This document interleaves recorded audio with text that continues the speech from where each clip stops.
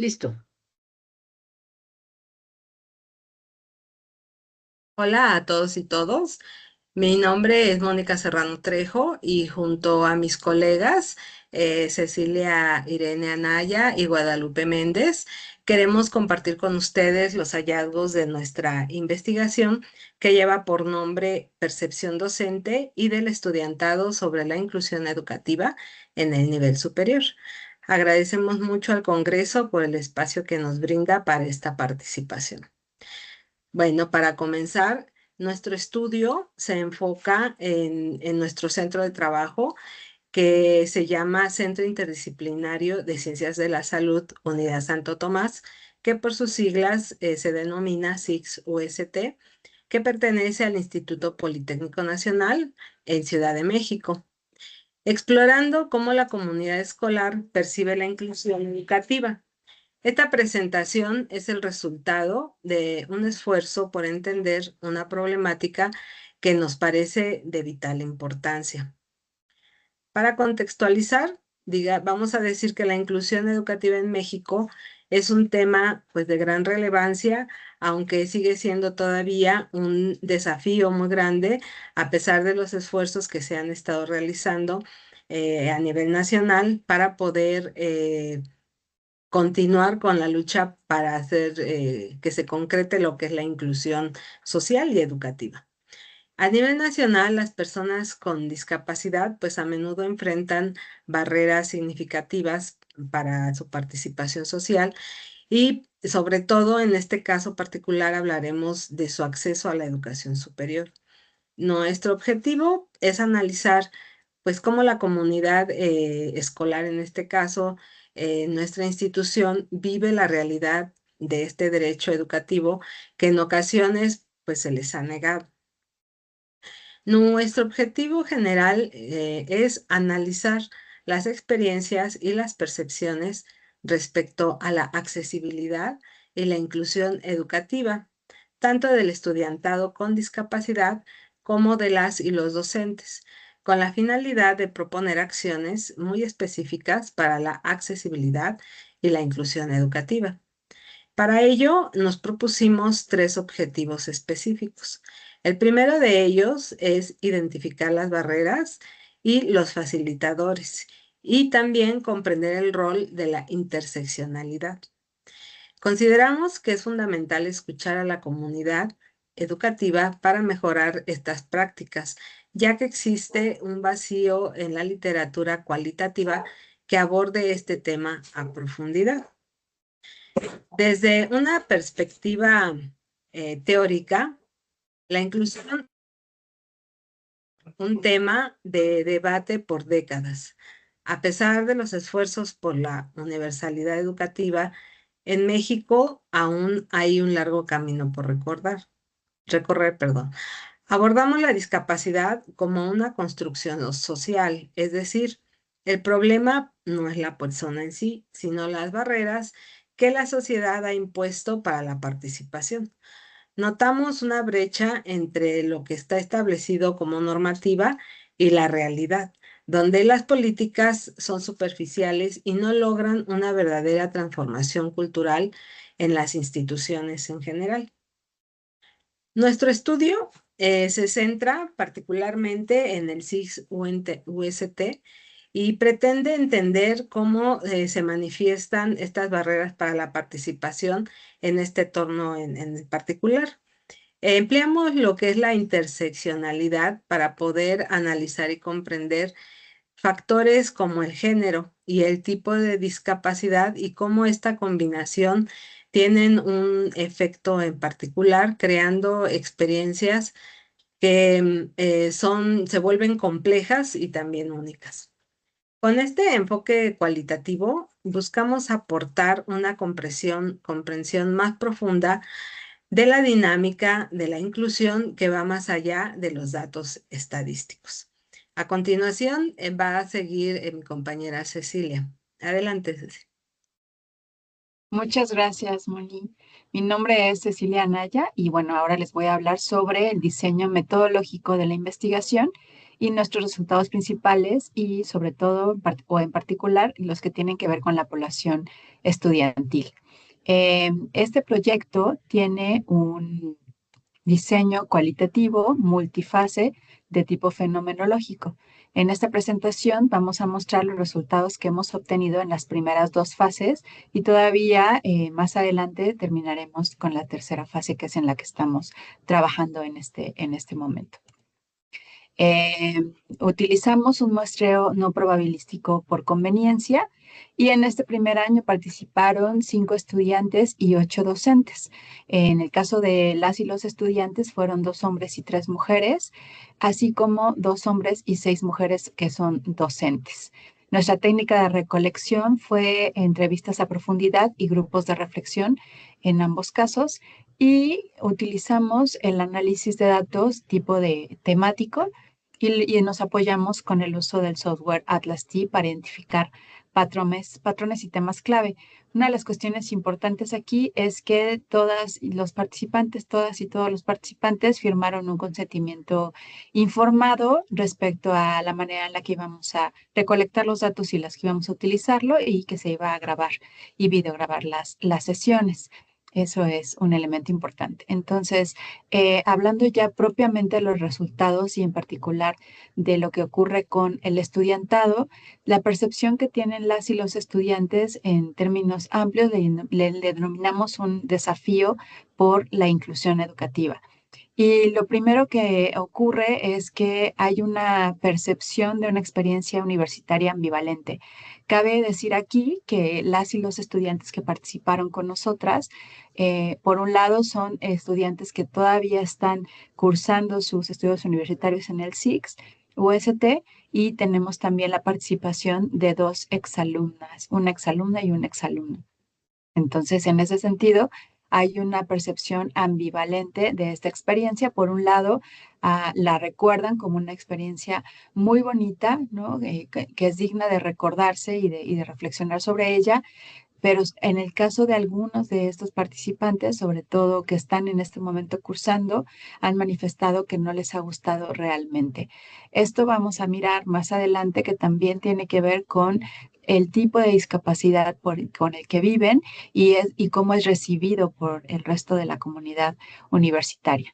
En el segundo resultado tenemos que una de las cuestiones importantes es que antes de mencionar algún tipo de barrera física, por ejemplo, la barrera que está más presente en el discurso de las y los estudiantes son las barreras actitudinales, que también parece que van fluctuando entre dos polos. Por un lado, existe una barrera de sobreprotección, que es como ofrecerles ayudas que incluso ni siquiera están solicitando, y eso es como muy común, sobre todo relacionado con las estudiantes.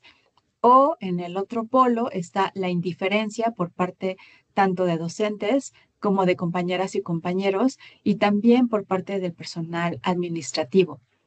Digamos que esas, como fluctúan estas maneras de afrontar al estudiantado con discapacidad en el centro.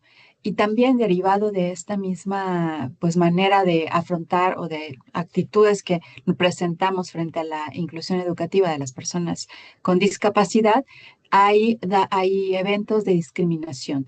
Y la discriminación va desde las y los docentes que con una justificación de favorecer el bienestar de las personas discapacitadas o de que no se sientan incómodas e incómodos, entonces deciden excluirles de algunas prácticas educativas, ¿no? Que eso es muy frecuente.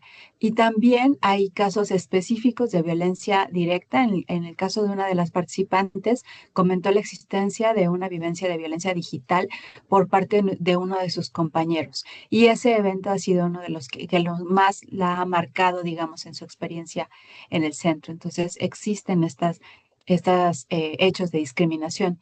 Por otro lado, una percepción que tienen las y los estudiantes, tanto alumnas y alumnos como exalumnas y exalumno, es que si hay si han existido algunas modificaciones para que su tránsito por la escuela sea un tránsito mucho más amigable, en realidad tiene que ver con lo que ellas y ellos han hecho. Es decir, se sienten responsables de su propia inclusión en dos sentidos, tanto como parte de la resignación, es decir, lo que se resume con la frase de uno de los participantes como uno se acostumbra a los golpes y va avanzando, entonces va asumiendo que lo que le toca es ir él, ¿no? Resolviendo lo que necesita, pero también puede ser como un desafío a esta estructura de exclusión y de discriminación en la que viven, cuando lo toman como, por ejemplo, como una meta de vida o como un legado que quieren dejar a otras y otros estudiantes con discapacidad que transiten por el centro. Esas dos maneras de enfrentar este desafío de la inclusión están presentes en las y los estudiantes que participaron con nosotras. También, por supuesto, reconocen que pues en el centro o en el instituto, como este lugar mucho más amplio en donde a donde pertenecemos, sí se han hecho algunas modificaciones para el acceso a las instalaciones o algunos lugares dentro de la escuela.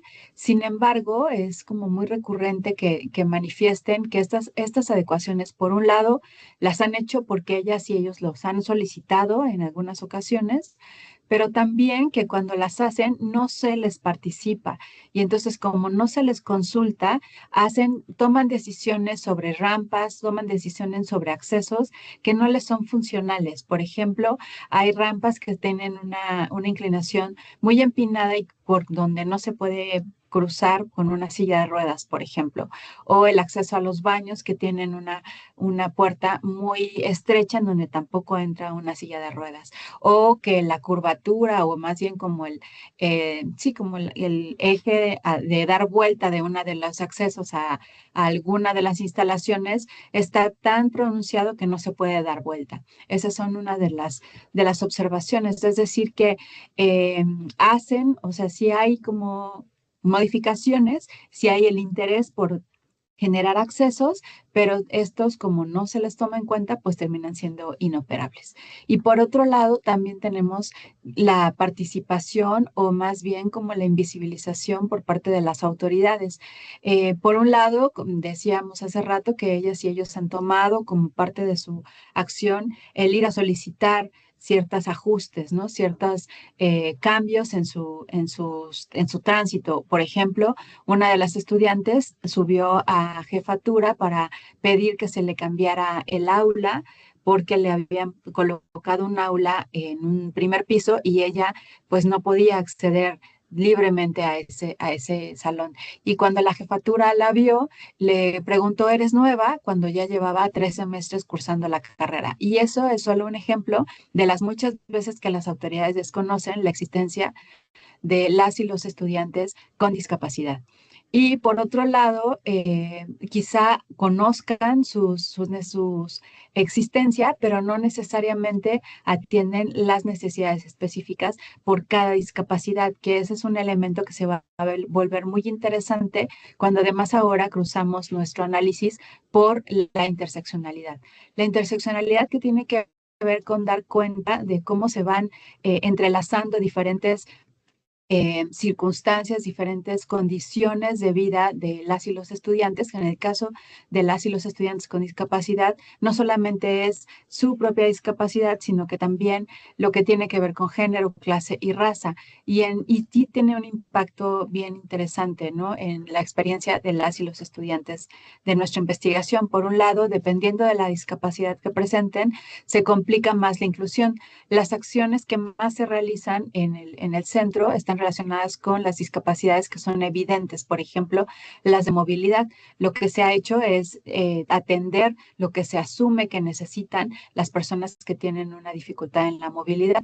Sin embargo, hay otras discapacidades que son mucho más invisibles, por ejemplo, las condiciones del espectro autista, en donde no es tan fácil darse cuenta y entonces pasa la vivencia sumamente invisibilizada hasta que ya no es posible dejar de mirar o más bien no mirar.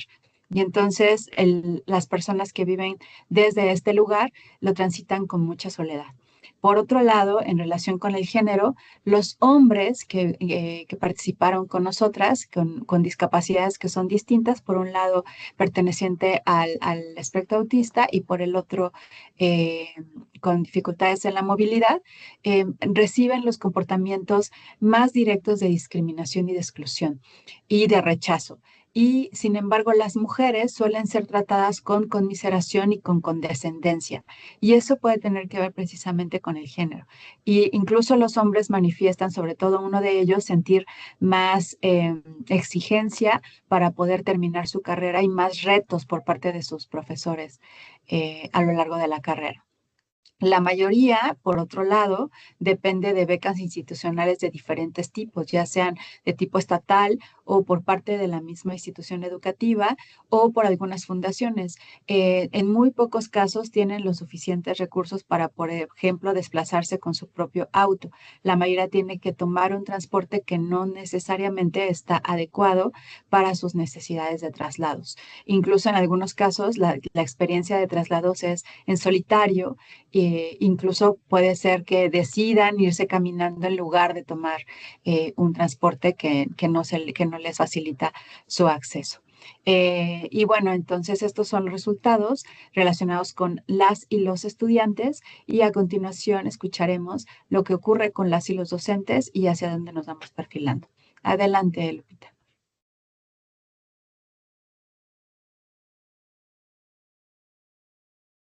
Sí, muy bien. Buenas tardes. Yo soy Guadalupe Méndez y bueno, continuando con los resultados, justamente vamos a hablar ahora de lo que pasa con los docentes. ¿Qué opinan los docentes? ¿Cuál es su percepción de ellos en esta situación de su percepción con la inclusión educativa de estudiantes con discapacidad? Bueno, lo que podemos ver, acá estamos. Lo que podemos ver es que los docentes pues reconocen una falta de capacitación para atender adecuadamente a los estudiantes con discapacidad. Y bueno, nos sorprendió mucho notar que muchas de las acciones que reconocen los docentes, pues más que sean parte de una formación que ellos tengan, es por una cuestión de voluntad propia.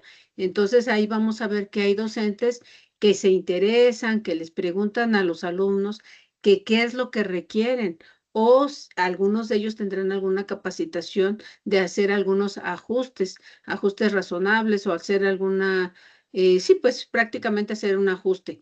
En cuanto a la cuestión de las tareas, si ponen más tiempo, si lo hacen un ajuste en la cuestión de la entrega de los trabajos, pero eso es una voluntad que tiene docentes particulares. Lo que vamos a ver que la mayoría de ellos, pues más bien eh, lo que hacen es que dejan los trabajos y el alumno que presenta una discapacidad, pues prácticamente es el que se tiene que adaptar a los requerimientos que vaya estableciendo el docente, ¿no? Entonces, por eso decimos que es más una voluntad propia que tiene el docente. Entonces, en general, pues lo que vemos que es un desconocimiento de las políticas de inclusión. Sí hay una parte de información de manera general que marca, en este caso, el Instituto Politécnico Nacional. Sin embargo, es una muestra general nada más, no hay una invitación a cursos con regularidad o algún protocolo de acción, no lo hay, ¿no? Entonces, es una mirada general lo que está planteando en este caso la institución del Instituto Politécnico Nacional, ¿no? Entonces, por eso lo que encontramos es esta cuestión de iniciativas individuales y pues una falta de conocimiento de las políticas públicas, ¿no?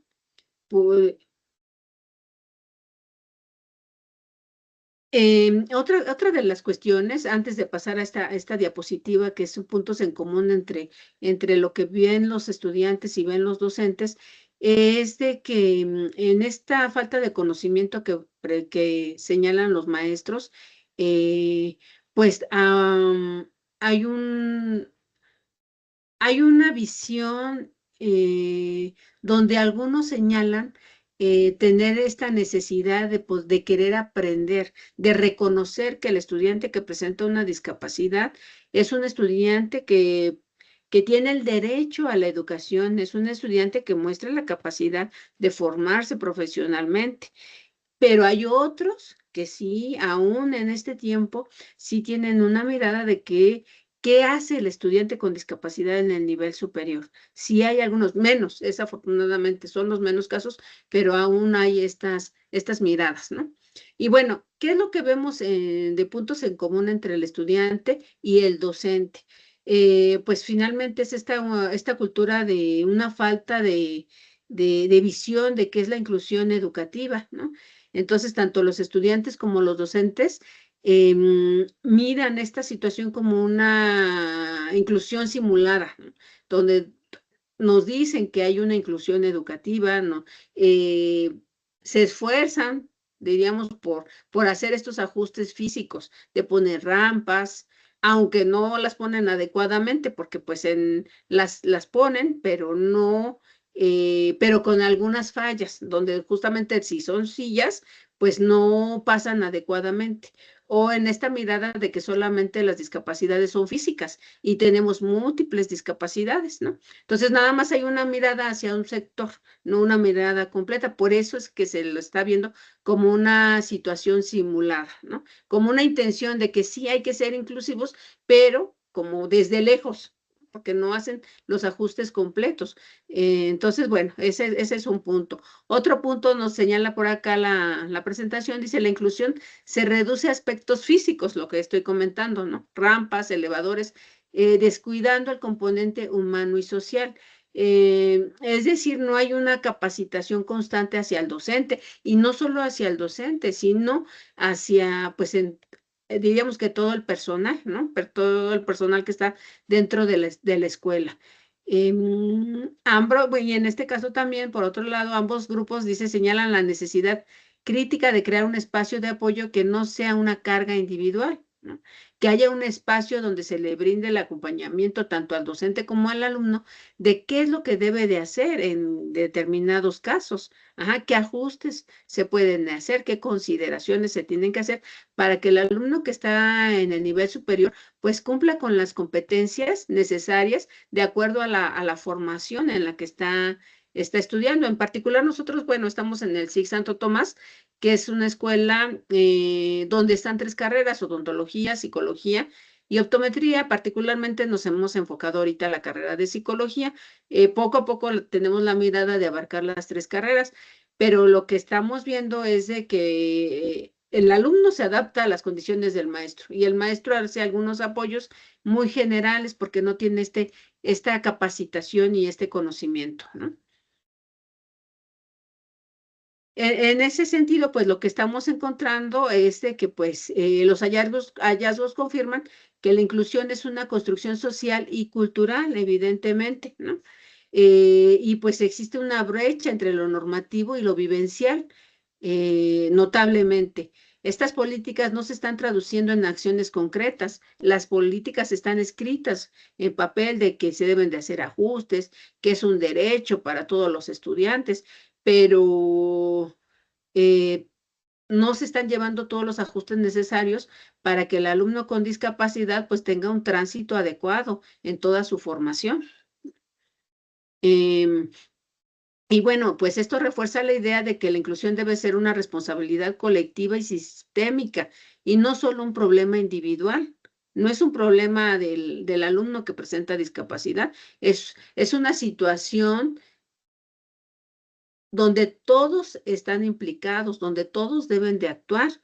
Ajá, el profesor, la dirección, el alumno. Evidentemente, el alumno que presenta discapacidad, pues es un alumno que tiene que trabajar justamente en adquirir estas competencias de acuerdo a la profesión que requiere. Y bueno, con acompañamiento, pues de todo el instituto, ¿no? De toda la escuela. No es una cuestión propia del alumno, es una cuestión que nos corresponde a toda la comunidad. Y bueno, ¿qué es lo que estamos concluyendo? Como conclusiones, pues lo que tenemos es una falta de sensibilización y capacitación, ¿no?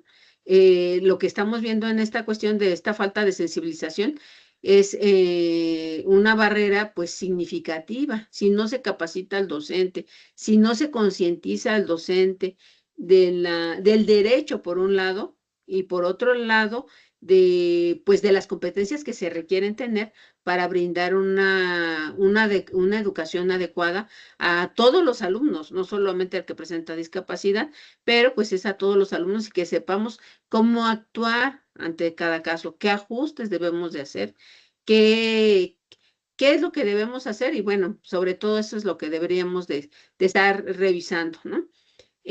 Otro punto es la interseccionalidad, que es muy importante considerar y que vemos que justamente como diferentes elementos ahí están permeando la situación que llevamos a cabo con los estudiantes y pues en este caso de todo el sistema en el nivel superior. Proponemos para más adelante futuras sugerencias y líneas de acción. Proponemos la creación de un espacio especializado, la capacitación obligatoria en el modelo del diseño universal del aprendizaje y la promoción de una cultura de inclusión para que justamente en este caso, pues los docentes tengamos las competencias necesarias para llevar una educación adecuada, pues para toda la población, ¿no? Y bueno, más adelante lo que estamos nosotros contemplando en un futuro es tener una siguiente fase donde incluya a las autoridades académicas para obtener una perspectiva completa en esta toma de decisiones. De hecho, pues justamente ya estamos en este proceso, ya estamos aplicando unas encuestas sobre los administrativos y directivos de qué es lo que ellos hacen, qué es lo que perciben, qué conocen justamente sobre la inclusión educativa, ¿no? Y pues bueno, eso es lo que tenemos hasta el momento. Esperamos que haya sido de su interés. Si tienen alguna pregunta, pues voy a poner la primera presentación porque ahí están nuestros correos electrónicos y pues si tienen alguna duda, alguna contribución que nos quisieran hacer, pues con mucho gusto los estaríamos recibiendo nosotras, ¿no? Y pues bueno, les agradecemos su asistencia. Aquí está la primera diapositiva donde están nuestros correos electrónicos. Les agradecemos mucho su asistencia y pues haber estado presentes con nosotras. Buen día. Gracias.